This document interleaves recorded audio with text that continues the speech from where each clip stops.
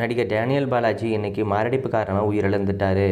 மறைந்த நடிகர் முரளியோட உறவினர் நடிகர் டேனியல் பாலாஜி கமல்ஹாசன் எடுக்க நினைச்சு கைவிடப்பட்ட மருதநாயகம் படத்தில் ப்ரொடக்ஷன் மேனேஜராக தன்னோட சினிமா வாழ்க்கையை தொடங்கினாரு. தொடர்ந்து ராதிகா நடித்த சித்தி சீரியலில் டேனியல் அப்படிங்கிற கதாபாத்திரத்தில் நடித்தது மூலியமா அவருக்கு டேனியல் பாலாஜி அப்படிங்கிற அவரோட பேர் வந்தது. அதுக்கப்புறமா அலைகள் அப்படிங்கிற சீரியல்லையும் நடிச்சிருந்தாரு. 2002 வருஷத்தில் வெளியான ஏப்ரல் மாதத்தில் அப்படிங்கிற படத்து மூலமா வெள்ளித்திரையில் அடியெடுத்து வச்ச டேனியல் பாலாஜிக்கு 2006 வெளியான வேட்டையாடு விளையாடு படம் பெரிய திருப்பு முனையாக அமைஞ்சது. அதுக்கப்புறமா பொல்லாதவன், முத்திரை, வைராஜாவை, அச்சம் என்பது மடமைடா, பைரவா, இப்படை வெல்லும், மாயவன், வடசென்னை, பிகில் போன்ற படங்களில் வில்லன் கெட்டப்பில் நடிச்சிருந்தாரு. அது மட்டும் இல்லாமல் தெலுங்கு, கன்னடம், மலையாளம் உள்ளிட்ட மொழிகள்லையும் டேனியல் பாலாஜி நடிச்சிருக்காரு.